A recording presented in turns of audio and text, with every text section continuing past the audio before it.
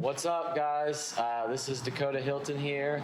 I am the host, and this is my co-host. What up? This is Twitch, and this is the Hylton's Highlights podcast. And today we have personally one of my favorite people from Kansas City.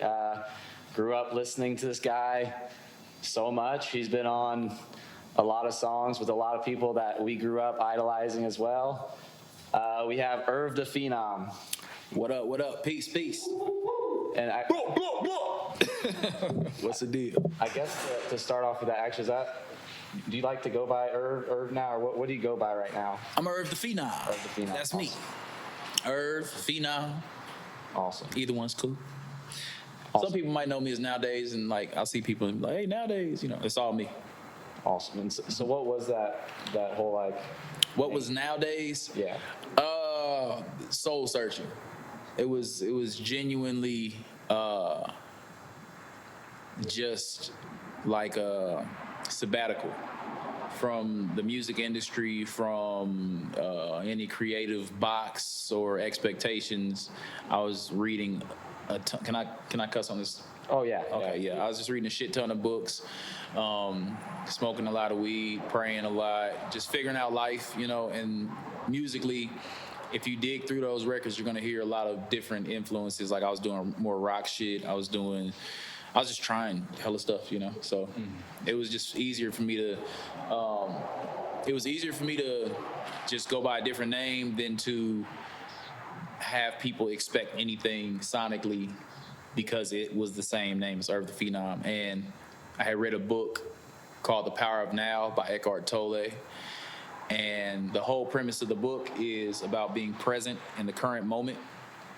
And the book was so dope to me that I literally it kind of kicked off that whole era for me. So I changed my name to Nowadays because I wanted to just be present and soaking up all my experiences that I knew I was going to put in the music. Awesome. I love that. And I mean, speaking of reading, because that's something I'm getting back into. What's a couple of your favorite books? And were you always really a reader, or is that something that you picked up later on?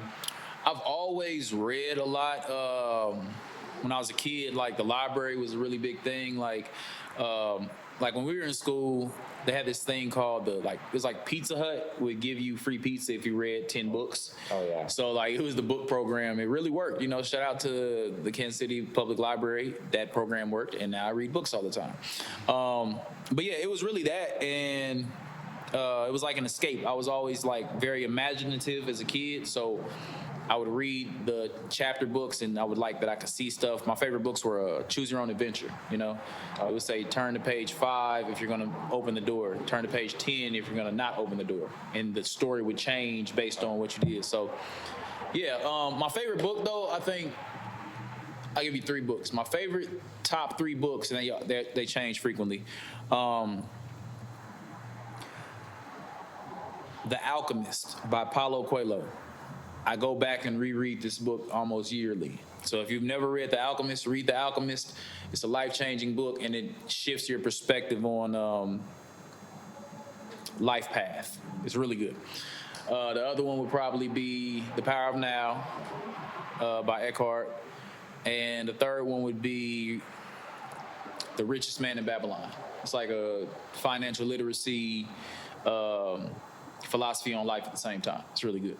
Awesome. Yeah, I'm gonna definitely have to check some of those out because I'm just really getting back into it, and I mean, trust me, that's why I didn't do that great with the rapping. I probably wasn't reading enough. Vocabulary, man. A lot of vocabulary in the books. Yeah. That's it's cool to see where you're at now and stuff. Because like I said, we've been fans, for a long time. We found you, I think with a lot of people, like the Red and Yellow was like when I, really saw you. But I mean, that was because of, I think we also knew BWE. And were you? Oh yeah. E-Maze, were you? Yeah, big team. Yeah. Shout out to Big Team for sure. That's you. Yeah, that was we were a big fan of them. So, and then you were on, because that's what you're talking about. Yeah, did the Red and Yellow song kind of give you a lot of notice after that kind of drop? Oh yeah, that Red and Yellow was essentially my introduction to the music industry. Okay. Prior to that, I was grinding, you know, I'd be outside of clubs in front of gas stations, passing out my mixtapes and getting people to hear, you know, performing. But when Red and Yellow came out, it was a mixtape record. I freestyled over Wiz Khalifa's Black and Yellow beat, and I did it so fast. Like, he dropped Black and Yellow maybe a day before I heard the beat. I was like, this beat is crazy. Freestyled on it, dropped mine right after. So people were actually calling me like, yo, Wiz stole your beat, bro. And I'm just like, nah, but whatever, you know. And because of that, they basically grew legs. It goes to show what a record can do organically, because I didn't have the massive label budget that Wiz Khalifa had, but mine had legs because for fresh ears, you know, and this is the mixtape era. This is like blog era. The blogs posted me.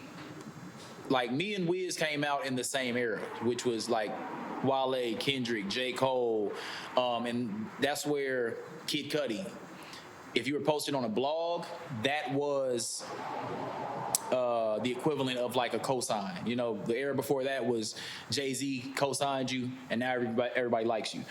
The era after that was if Shake from Two Dope Boys, if Nah Right, Hip Hop DX, MTV, if any of these blogs posted you, the people that were on the blogs were so ravenous for like new music. You know what I'm saying? It was like cool to be up on the new shit that nobody else was up on. And yeah, so that record was really what put me on a lot of people's radar through the blog era. Yeah, because I don't know one person that doesn't play that every day at a Chiefs game. That's hard. Yeah. Plus, like, Escapist, Red and Yellows. Oh man, shout out to Escapist. That was epic too. So the record kept getting waves of, like, you know what I mean? The city just embraced it. At the time, there had never been a sports anthem for the Chiefs. There had never been like a song that was for, you know, the stadium or anything like that. So that was going, and then as the popularity of the music video grew, some skateboarders from Kansas City named Escapists. You had Sean Malto, Jesus Christ, a whole bunch of other dudes that, like, I don't leave anybody out. But if you look back, they did a video of them skateboarding to the song. They go to the Chiefs Stadium and all that cool stuff, and that shit blew up. It wound up on ESPN. Like, it just got out of control. It was great. That's crazy. Yeah, well, at that time, though, did that song come out after or before? Because you were touring with Strange and stuff, though, at one point, weren't you? Because, like, you were on the Strictly Strange DVD. Oh, yeah. So it's interesting, like, my introduction to Strange really took place in the studio. So at like 17 years old, right after, like senior year of high school, right after graduating high school, I had a big homie of mine who was a multimillionaire at like 16, 17. And he did it through designing video games. So shout out to Punch. He was super dope. Excuse me. And he wanted to invest in me because he knew I did music. I'm from the hood. I want to bring my whole block with me, like Wu-Tang and shit. And he's like, no, we just want to put you out. I'm like, nah, I want to bring my guys with me. So it's like 10 of us in the studio at the old Chapman's. Chapman Recording used to be downtown KC-Mo. Rest in peace, Chuck Chapman, audio engineer, legend. But yeah, so we're recording at Chapman's, which is the top of the line studio in Kansas City. And we're just a bunch of kids in there with Rob Rebeck. Shout out to the great Rob Rebeck. And while we're working, the session next door to us is Tech working on, I think he was finishing Misery Loves Company, maybe. Yeah, I want to say that's what it was. So Tech was wrapping up this album, and the way I am, I'm going to talk to everybody. I'm going to shoot my shot. I'm going to network. I'm going to get in the mix. And Cut Calhoun stepped out to smoke a cigarette. So I went out there, started talking to Cut, chopped it up, you know, and at the same time, they're looking like, how are these kids in this $70 an hour studio? You know what I'm saying? Yeah. So, you know, it turned into like, come over and listen to what we working on. They listened, the shit was dope. And I went over there to start kicking with them. And that's how initially we met. Then about, I don't know, some months passed, and I was in the streets doing my thing, passing out CDs, selling CDs. And anytime there was a Tech show, they would see me and they would hear my name because they were like, this kid's everywhere. He's promoting. And I approached Travis O'Gwen, the owner of Strange, and just kind of told him like, hey, same way I'm everywhere I could be out with your promotional materials, I just want to learn how to run an independent record label for myself. So started working for Strange as promotion, as selling merchandise, like not even talking about music because, you know, it's kind of like everybody's like, hey, sign me, I want to get signed, you know. So I never approached it trying to get signed or trying to get my music heard by them. I just put in the work, and, you know, I wound up touring with them, selling CDs. So a lot of people that watch this, if you've ever bought a CD back in the day from a CD hustler, a lot of people bought them from me. I was the #1 CD seller. Hands down, my name is in the rafters. So yeah, it was just, it was through that. And then one night I was playing records on the bus for Chris, because I knew Chris because of roller skating. Shout out to all my rollers out there. And I was playing just something I was working on, and Tech came on the bus and heard it. And he was like, who's this? He was like, that's Irv. He said, nigga, what you doing selling CDs? You supposed to be making music with us. And I was like, oh, shit, bet, you know? So like that, from there on, it shifted into, you know, like Irv is on stage now. Irv is in the studio with us now. But initially I played it cool. Like I never pushed my line about trying to get signed or nothing like that. It was Tech hearing my shit on the humbug while I was out there selling CDs and learning how to run my label. So yeah, it was a dope introduction into touring, making my own music, pressing up my own merch, and just really learning the machine. Yes, that's sick. Because I'm really passionate about a lot of things that I do, and I would be someone that do the same type of thing. And that's a lot of people, they don't want to put in that work when it comes to some of that. So that's super cool to see the way you went about doing that. Sweat equity is important, man. Yeah. Paying dues is important, you know, like a lot of people, we have access to everything. We can get on the internet and learn a trade by watching the videos and stuff, but there's nothing like hands-on experience from people who have done it and know what they're doing and have a proven track record. So yeah, for sure. Exactly, and it's worth paying that money for it too. That's like you're even going to that more expensive studio where you made that connection. That's one thing. A lot of people, especially a lot of my friends I know, they would just, oh, I'm gonna go record at this $25 an hour little studio. My stuff's gonna sound crappy, and you know they. You don't have the chance to even form connections like that. Even with some of the better producers and stuff, it's really investing in the craft, and you don't see a lot of people really do that. I mean, it's a lot easier these days, I guess. You can do it just, you know, on a laptop, but getting in the room is a big part of networking. Is you want to be in the right rooms, you know, and sometimes it does come with a higher price tag, or you know, there's relationships I've built because I was simply there. There's before the pandemic, conferences, festivals, all that was way more popular. So people would see me in Tennessee, then you see me in Florida, then you see me in Miami, then you see me in Atlanta. And this, you know, it'll be people that are like, it could be Lil Wayne's manager, right? Mm-hmm. Now on the humbug, we probably wouldn't even speak, or he'd be in such a rush, he's not gonna talk to me. But you've seen me in 6 cities now. You've seen this shirt that says, who the fuck is Irv Da Phenom, in 6 cities. You've seen these CDs everywhere. They might be on the ground, but you've seen them on the ground in 6 cities. So by the time, eventually some people just come up and be like, yo, what's up, dude? I see you. Like, I see you. What's the word? Like, what are you working on? Because they know you're pushing your line so hard, they know they're going to see you. So getting in the room is major. Like, anybody that's watching this, like, whatever it is you do, make sure that you're going in the spaces of the people that you might admire, that you want to do business with. Just get there, like, be in the room. And then seeing somebody out of town carries a lot of weight, because they know that you're serious enough to pack up, invest money in your shit. You can't be fucking around and blowing hella money. You're not gonna last long. You know, you got to be serious about it. So yeah, that's major. Yeah, I definitely respect that. Yeah, shit, dude. So are you planning on working on any new music right now or anything? My album is done. The new album is Big Lover, and it's done. But the rollout, the marketing, the promotion, I'm making sure that it comes out correctly. So it's done. The single Making Love is out right now. That's from the album. But yeah, the album's done. It's part 2 of a trilogy. The first part of the trilogy was Super Bowl Player. And that had like Lipstick on My Dior, Roll the Dice, and all those visuals. Everybody Can't Go. All that's still coming out. Part 2 is Big Lover. And then the third part of the trilogy is called Bachelor Pad. So you're getting this progression of essentially just me growing up, falling in love with myself, falling in love with my craft, with my purpose.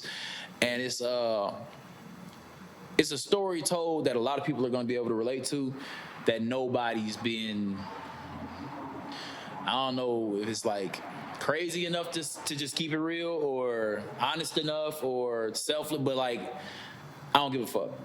Like, I do give a fuck, but when it comes to vulnerability in these records, I know it's so much bigger than me and my experience because it's going to help other people, that it's all in the music, you know? And yeah, so if you start with Super Bowl Player, by the time you get to this last album, it's a movie. It's a whole movie. So now with you saying that, so is that a weird feeling when you make yourself a little more vulnerable, speaking about, certain stuff? Because I know I've definitely went through a lot, and I would talk about it, and it kind of makes you, feel weird. Mine was with, drinking a lot and doing a lot of drugs, and I lost a bunch of weight. But, actually having to talk about that is like it's kind of awkward sometimes. How do you deal with that? At first it was uncomfortable, but it's not as uncomfortable as God whooping your ass. So for some of us, when you ask the creator for, God, I just want a platform. I just want to be able to get on stage and talk to 100,000 people. I want people to listen to my music. You're asking to be able to say stuff that's going to resonate with people. So don't you think it should be something to value? You know what I mean? Don't you think that God would want you to say something impactful, not just be up there blurting a bunch of bullshit? And people do that too, and it's fun, but I think it's just when you know what type of person you are, what type of life you've led, and what you can offer others by telling your story, you don't get off the hook easy. You know what I mean? And I think that the more we try to run from that, the more God will keep whooping your ass until you submit to working and helping other people through your story. So for me, I feel like once I identified that as my purpose, I can't not do it. And I'll be more uncomfortable not doing it than I would just sharing the experience. And also, when people do come to you like after the show, like crying or like relating to you on a different level because they feel seen, it helps you to get comfortable in that space because you know what you're doing is resonating with people. It is helping people. So yeah, it's not so much of an uncomfortable thing for me anymore because I'm not alone, Oh yeah.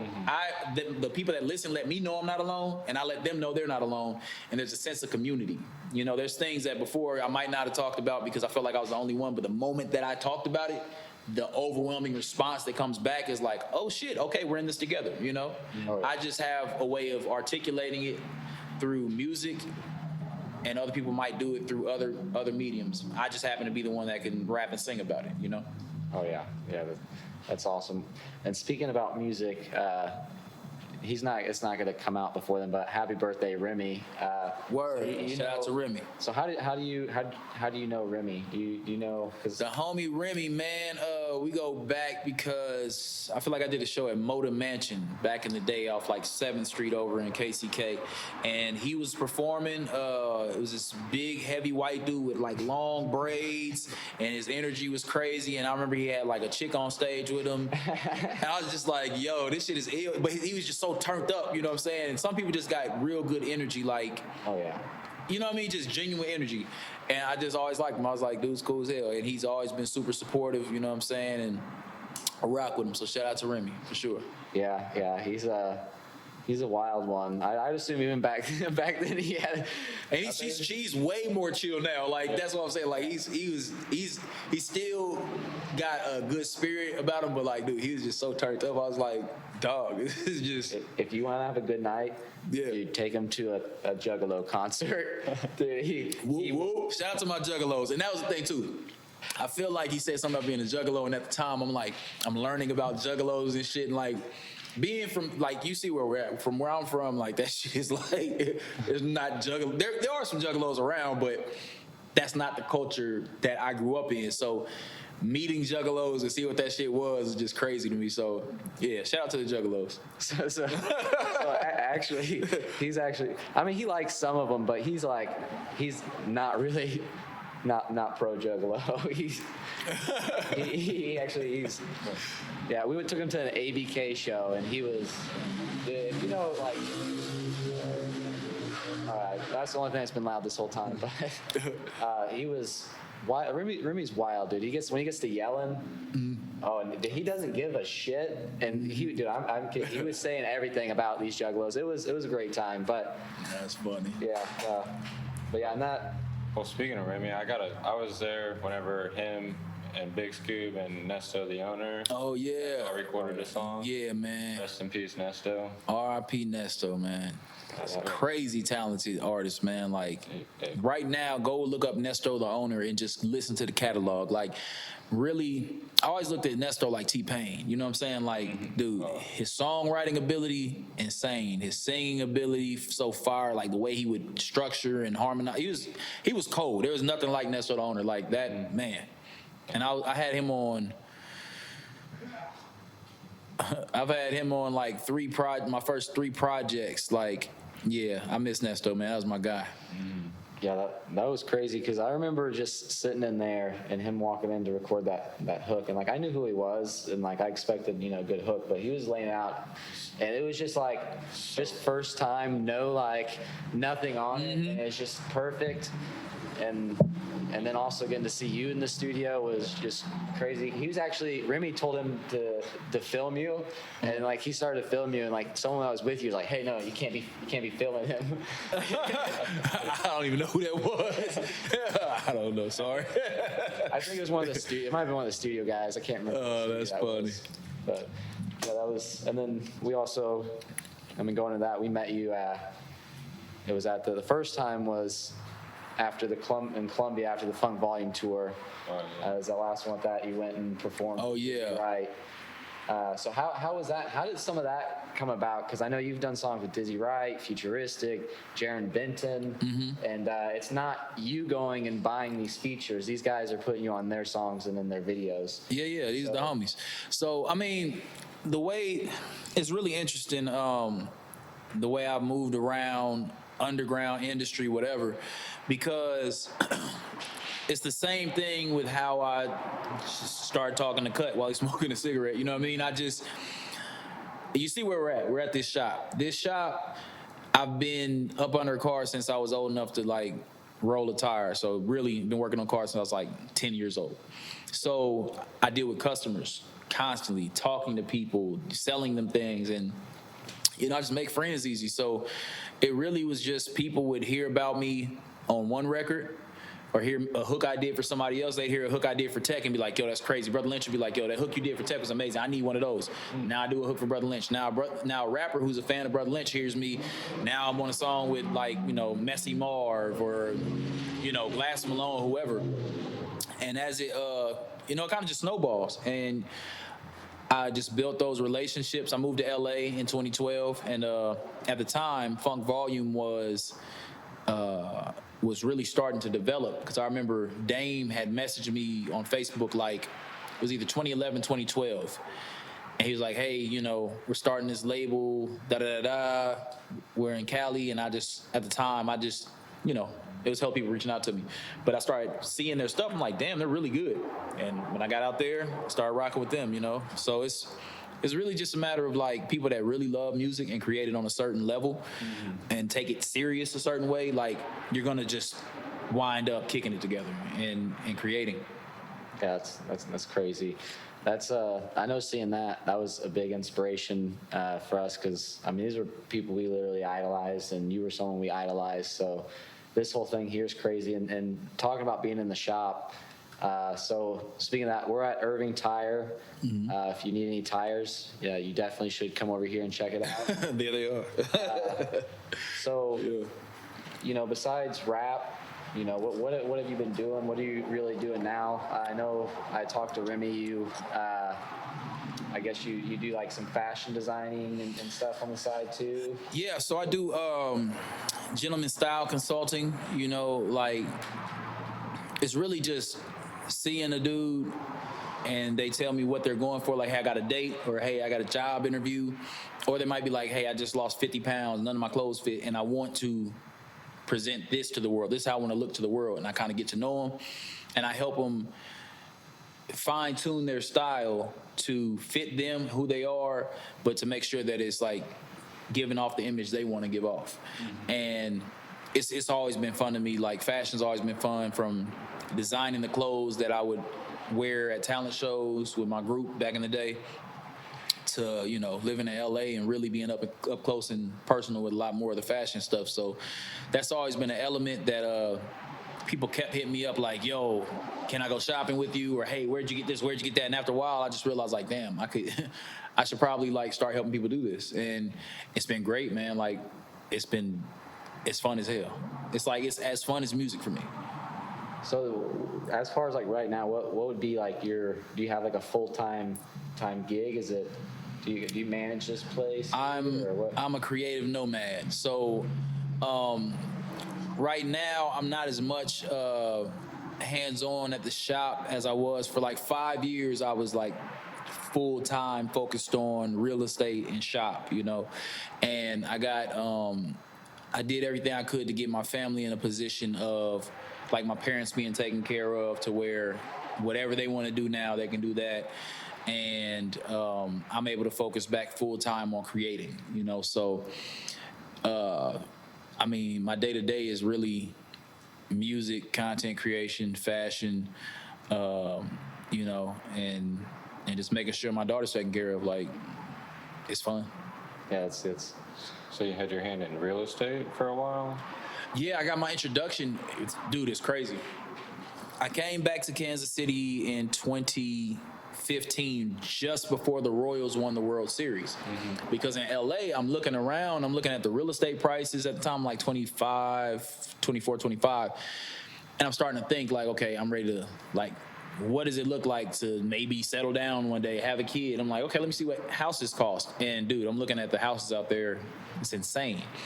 And for the same price as a 2-bed house out there, you can come here and get like a 5-bed house on a quarter acre, you know? So that was easy math, you know? And I came back, and then the Royals won. Then we won a Super Bowl. It just continued to go up ever since I got back. So early on, I found my first property for like $20,000, you know? And I learned a lot because I had to rehab it. I had to just learn about real estate because I was in the middle of getting custody of my daughter. So I'm scrambling for real because I'm like, dude, I gotta have a place for her to stay. It was so chaotic getting custody of my kid and rehabbing a house that I had a crash course in a lot of things, and one of them was real estate. And I always say, man, like, they're not making any more land ever. So buy some land. And yeah, music is expensive as shit. Like, to really do it how you want to is expensive. So you got to have different streams of income. So, you know, any artist that's watching this or creative, like, there's never be too cool to like get your hands dirty and work and get you some money, because you're going to need to pay for studio time. You got to pay for beats. You got to pay for travel, like everything. So, you know, you want to have multiple streams of income for sure. Yeah, that's one thing. I've had a lot of friends that could have, I think, went places, but they could never, whether it was hold down a job or whatever, to get the funding to put back into it. The funding's major. You know, so that's something where I've always, you know, worked jobs, and even when I was booking shows, because I started booking shows when I was 17, so you know, I did it ways I didn't want to, but you know, between working at McDonald's, I could pay the deposits, and then I would have to sell some slots or whatever, which isn't the way I like. It's not like shows being ran like that now, but you know, I was always someone. You know, I had to figure out a way to do it. You know, so it's cool to see, you know, you having that whole motivation to do that and get things done. And so are you still pretty heavily invested in the real estate and stuff right now?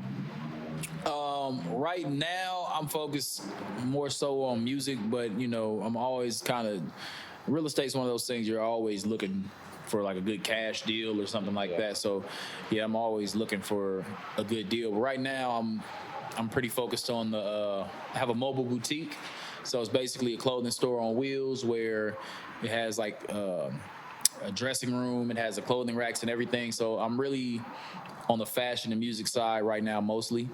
But yeah, I mean, if anybody wants to sell their house, you want to get rid of your house for the low, you know, talk to me. So then you were more though on the flipping side of it though. You never really got more into the rental side of it then, or did you ever keep like a house or two like as just rental? No, I haven't got to do any rentals yet. If I could do it all over, what I would have done at like 18, 19, I would have just got my credit fire, and I would have done this thing they call house hacking, where you buy a duplex, you get your mortgage on the duplex, you live in one side, and then you have a tenant in the other side, and they're basically paying the whole thing for you, and you live for free. Like that's how I wish I would have started, but you know, hindsight is 20/20. But if you're sitting there 18, 19, 20 right now, and your credit's not trashed yet, don't trash your credit. House hack, get a duplex, get a triplex. And you can actually hire a company to act as the landlord, and your neighbor won't know you're the actual landlord. So they won't be like hitting you up at 3 a.m. because they got a leaky faucet. So anyway, yeah, it's a life hack. Yeah, it's a life hack to get in real estate early. Yeah, well, I have a friend that he does, they didn't do it the duplex, but they just started with the house. And then it's every year you can, you got to stay there a year to put like the 3% down. Because if you do like a rental investment, it's like 20%. So they do that and they'll stay there a year. And now they got a couple houses where they're just doing that. And then, you know, they have a tenant in there that literally just pays the mortgage, and they still make money on top of that with having a rental company. So it's definitely smart. Think about how much studio time they can buy. You know what I mean? Like that's all that I ultimately want to spend money on. Like I thrift everything. I'm big on like sustainable fashion, so I don't pay a bunch of money for designer or anything. Everything I rock is normally thrifted, unless it's like you know, people will like they'll give me stuff because they want me to rock it and promote it. But yeah, all my money just goes back into like studio equipment, upgrading my show, shooting music videos, like, you know. So yeah. Yeah. So speaking of thrifting, what kind of like stores are we talking that you like to go to? Are you? I do majority of my thrifting I do out of town. So a lot of times when I travel, I won't pack anything.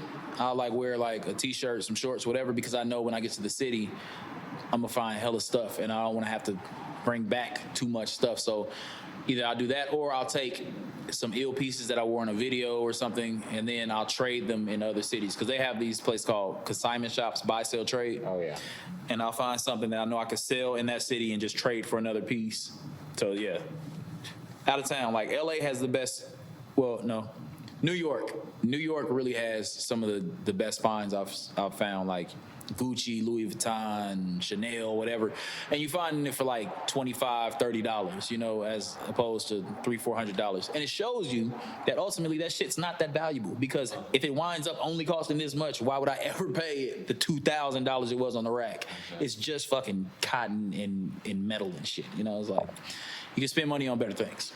Yeah. We live by the thrift stores. I mean, literally, this whole outfit was from the thrift store. I mean, I'll go there and find Nike stuff with the tags on it, and it's like, you can't beat $12 versus $50 for like shorts and stuff. We make too much shit. We manufacture too much shit. Like that's the whole thing. Is that, have you ever seen a car graveyard? Oh yeah, dude, that shit's insane. It's like 5 football fields of cars parked next to each other, brand new, just rotting. we don't ever need to manufacture. We probably could get away with not manufacturing anything for like, I don't know, a few years and just using the shit that's in the graveyards and the not landfills, but it makes it to the landfill because we just got too much shit. So, yeah, I'm down with the sustainable fashion and not fucking the earth up so much. I'm not necessarily a tree hugger unless I'm on shrooms, and I probably would hug a tree. But like, you know, if we don't have to fuck the world up, I'd rather not. You know. Right. Oh yeah. Yeah. So, are you still smoking and stuff quite a bit? Not so much anymore. I think after my daughter was born, I chilled because it's like you gotta be focused. Like you have a human being depending on you to be on point. So, not as much. When I'm in LA, you know, I'll kick it or whatever. But right now, more than anything, like I'm really researching like different types of shrooms, not just the psilocybin, but like, you know, just the benefits of shrooms. But I did have like a really insightful trip, you know, earlier this year, and that was pretty dope. But yeah, I mean, really, I work out and try to eat as clean as possible now, and smoking just doesn't. The shit you feel shitty after you smoke like hella blunts and then wake up. You just feel like your sinuses. Yeah, and living in LA, hanging out with a lot of growers and shit, I smoked all of the great weed. Like I don't think I'm missing anything anymore. How long did you live in LA for? I lived in LA from like 2012 to like the end of 2015. So yeah, it was fun. Shout out to Humboldt County. So, what do you think is your favorite part about Kansas City, and then your favorite part about LA? And favorite part about Kansas City is our culture is real grounded, you know, like it's like you work, you go to church, take care of your family, and you do that. That's what you do, you know. And there's something special about that as you travel the world and you see other places that it's just not as grounded as Kansas City is. It's real salt of the earth people here, and I like that. LA, you know, is for the dreamers, you know. My motto is dream big, hustle hard. So like when I think about dream big, I'm thinking about LA. When I think about hustle hard, I'm thinking about Kansas City. That's where I got the know-how from being here at this shop, from working, from being around working class people, that gives you the edge when it comes to the music industry. You're going to outwork everybody because you're not on no pretty boy shit. Like you grew up working under car, getting your hands dirty. So, you know, when it comes to LA, it's fun. It's the party. It's lit. You know, it's a lot of dreamers and abstract thought. When it comes to Kansas City, it's more grounded and solid. You know, it's more principle based. Yeah, I definitely like that answer. And also, speaking of that, just a second ago, you said you work out. What type of workouts do you do? What are you into? You play any sports? I'm big on, like, I love cardio. Like hiking is, and that's the dude when it comes to like being anywhere with mountains. Like I lived in Denver for a short little bit, but I never got to hike out there. But in LA, I always go running up in Runyon or Burbank and all that stuff. So hiking is my favorite, like exercise. And it's like, it's meditative, you know? Oh yeah, I love hiking. I go out to Parkville. Parkville has a really good one with the waterfall. Yeah. The waterfall is a little underwhelming, but like, unless it just rained, then it's cool. But like, yeah, I thought it was gonna be like a big ass waterfall. And that's the thing, though. Shout out to a lot of these cities, because I didn't realize it, but there's a lot of nature trails even just in the middle of the city, and you really can get lost in there and not realize you're like, you know, right next to the neighborhood. So I'm big on that too. I actually lost a lot of weight. The last time I would have met you, I would have been probably like 280 pounds. I want You lost a lot of weight. Pounds, so really? Yeah. I started boxing, and that's what really got me into it. So a lot of it's cleaning that diet up, right? Yeah, so I mean, really, it was really just working out and stuff. I mean, I cut down a lot. Like I don't drink soda and stuff, but and I started eating a lot of chicken. You know, if you're going out to like a restaurant, I'm not going to get a hamburger. I'm going to get a grilled chicken. You're trying to get the leanest protein. Yeah, I mean, and I've started to, now that I've lost all the weight, I've realized I work out, anywhere from 3 to 5 hours a day now. So, Jesus Christ. Okay, yeah, that'll do it. I That'll can do kind of it. do whatever I want. So, Yeah. but I'm still right now. Ice cream, and Oreos and chocolate milk is my thing, and so we'd be going to the gas station every night to get chocolate milk. But yeah, so hiking and stuff. Did you play any sports growing up? Yeah, I played baseball. I was really good at baseball. I'm mad I stopped because there's no salary cap in baseball. And then after that, I played football. I was a lot bigger in 8th grade. Like I was one of those kids that like was chunky, and then I just shot up and leaned out. But I was a center. Like I was like really big in 8th grade. Oh, so wow. yeah, I played that, and then that's about the time that I really got into music. Okay. And it was just music after that. Yeah, that makes it hard. That's pretty much when I stopped, was when I got to high school, which I also got really, really fat too. So, I mean, I was like really good at baseball. What did you play? Were you a pitcher, or what did you do? I think I was like left field or something like that. I was great behind the bat. Like I never struck out. It's crazy. Yeah, I should have kept playing. I think I saw a kid get hit with a line drive, and after that, he got hit in the eye with it. And this was right around like 12, 13, where you're getting strong. Some kids are starting to hit puberty. And I just seemed to be carried off in a stretcher. I said, yeah, I'm done. I'm good. Might have been different in high school, but at 12. Yeah. Yeah. So, did you ever get into watching any fighting, UFC or boxing or anything? Or I like watching Mayweather just because of the legacy of the athlete. And as far as like before I go on stage, I always watch. It's weird, but I watch Mike Tyson knockout reels before I go on stage. Like, even if I'm about to do like a smooth R&B set, I just watch Mike Tyson knock motherfuckers out because it's like he was the best at knocking people out. And watching his highlight reel just gets me in the mind. You know what I mean? Like, just before I go on stage, it gets me hyped. So yeah. is that like, so you're just standing backstage about to go on, or is that like a pre-ritual though? Like it's in there. Yeah, like we pray, but before we pray, I'll watch Mike Tyson knock motherfuckers out. That's yeah, that's something you never would have never would have guessed. That's crazy. Yeah, I mean, you probably kind of grew up in that era. How old are you?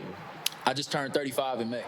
Okay, yeah. So see, I'm 23, he's 27, so we're kind of like a little bit behind. But so did you grow up in the whole freestyle era a lot then? I mean, because Oh yeah, freestyle. yeah. We definitely freestyled at lunch, that was life.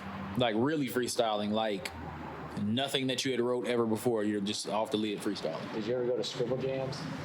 That was a little bit before my time, like, but I that type freestyling though. That was still big while I was like in middle school, high school. Like we had Rap City the Basement with like Big Tigger and like those old freestyles where you see him in the booth with the neon lights and shit. Like yeah. Yeah, see, I kind of came up with like the whole battle scene, and that's what got me into rap. But it was, it's the battle rap today, not the freestyle stuff. So that kind of like screwed me. I feel like whenever I went to transition into doing music, because I was used to like thinking about, I break things down and I write bars, but then putting that to a beat, it was It's very definitely challenging. different. Yeah. But so as far as plans in the future now, because I know we don't got too much here longer. I know you said you're going to release this album and you're doing this fashion boutique. Do you have plans with that? Are you gonna set that up at like festivals around? Yeah, that's the fun of it. Is that with it being mobile, if there's like any kind of festival, like I took it out for the NFL draft weekend, and that was the actual debut of it, and it did pretty good because I was just randomly there, so the people that would come would just see me like, oh shit, that's a clothing store on wheels, and they would come on, find something that looked cool, grab it, and one dude put it right on and just walk down the street looking awesome, So I like those moments. Excuse me. And I want to go to more festivals, more like First Fridays, just kind of set up. And I have a big ass projector screen, so I like project movies, play music, and just make a vibe. And if you find something that you like, buy some clothes. And did you guys build that yourself? I found the truck. It was actually a used. Do you know what Lululemon is? Yeah, yeah. Yeah, it's like a sports clothing brand. So it was their truck, but once I got it, I changed some things to make it more my aesthetic or whatever. And yeah, it's been rocking since then. That's awesome. That's awesome. Do you have anything planned right now as far as your next thing set up? I know during Juneteenth, I'm gonna bring it out for Juneteenth, and all the information will be on my Instagram at Irv Da Phenom. And it's kind of like pop-ups, you know what I mean? Like I'll just be like, hey, I'm gonna be here Friday. That's kind of the fun of it, you know? Just mixing it up, meeting new people in different places. Do you have any shows lined up, or are you kind of not doing a whole lot of shows right now? Comes out. Yeah, when the album comes out, it's gonna be it'll be more shows. Really, because I'm just very, very particular of the live performance experience. You know. Oh yeah. Having toured for so long, you kind of become a robot. Like it's new to everybody in every city, but to you, it's like. You'll be on stage. By the time you're like 2 weeks into a tour, it's your 30th show. You're on stage, killing the show. You're rapping, and you think, "Damn! When I get back to the bus, I'm gonna warm up these pizza rolls. Ooh, she's cute. Make some motherfucking noise." And then you go back into your head. You know what I mean? And it's just like it gets weird like that. So now, when I'm thinking about my performances.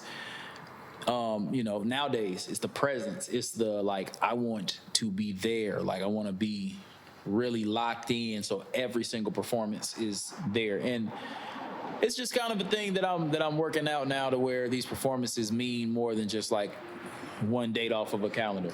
So to answer your question, they're coming when the album comes out, and they're going to be a lot different than what people might have seen on tour. The energy's still going to be there, the music's going to still be there, but making them more moments in time than just I was at the concert, you know? Oh yeah, that's I definitely respect that, and actually, because I know I actually booked you for a show too. I don't know if you remember that. It was big because Big Scoop gave me your number actually, because I had Jaron booked. It was down in Knob Noster. Really show. There was 20 people there because it was for Jaron, but then I got an email that morning at 10 saying that Jaron wasn't showing up. So you booked me for that show? Yeah, that was. You did lose a lot of weight. Yeah. Holy shit. Yeah. Dog, that's crazy. No, I remember that. You know what's crazy? Seuss was on there. Seuss Mace. Yeah, Seuss. Yeah. He's dope. Dog, y'all got one of the best strip clubs ever out there. Yeah, and that guy was trying to sell that place at one point, and if I was a little bit older, I would have. She's trying to sell the strip club? They were at one point. Is that still out there? I don't know if it's opened as that, or I think it's something else now. Bro, that was the best strip club I've been to ever. Counting Miami, counting LA, counting everywhere, just because the girls were so fucking bad, and they were just in the middle of Missouri. It was crazy. There wasn't girls at the one that we did, but there was it was set up as a strip club. No, not the venue. Okay, so you went to a strip club. There's a strip club by the venue. After we played the show, we went to a strip club. Okay, yeah. So you're talking what is it? It's right down the road. Fantasy Ranch. Yeah, that sounds right. Because it's truck stops and shit. And dude, it was in Dusk Before Dawn where they just kind of stumble into this place. I was like, bro, this doesn't make any sense. Because where did these girls come from? They had to be the college girls coming in or something. But yeah, shout out to Knob Noster. I'll never forget. Yeah, because of that strip club. Have you done a show at a strip club? Yeah. Yeah, that's in Minneapolis. It was lit. It was really good. They had a shower. In the strip club, on stage. That's great. Have you? Jaron Benton. Yeah, Topeka Sports Cabaret. Have you done a show there? No, but Jaron Benton took me to this place called what is it called? I can't remember, but it's old big strippers. Bro, when I tell you they're for real 60, 70-year-old strippers. What is it called, man? If you know this, maybe somebody could say in the comments or something, but I remember he was like, yeah, you wanna go to the strip club? It's a bunch of old fat women. And I was like, bro, I kind of laughed. I was like, no, but you go in there and they're literally all 250 or they're over 250 pounds or they're over 60 years old. That's crazy. Well, it's crazy. It's a great way to end it. Yeah, that's a great way to end it. We'll try to find out what strip club that is and plug it in so that way you can check it out. It'll be in the description below. Shout out to Jaron Benton. Yeah, but no, really, thank you for coming on because sure. This is this is a big deal to me, and I was literally shaking on the phone talking to you yesterday. Oh, man, I appreciate you having me, for sure. Again, thanks, guys, for watching. Please like and subscribe. Check out all of his music. Yeah, where can they find you and add you? Irv Da Phenom on everything. That's IRVDAPHENOM. Awesome. Add him, and then all of our stuff will be in the description of the video. Appreciate you guys.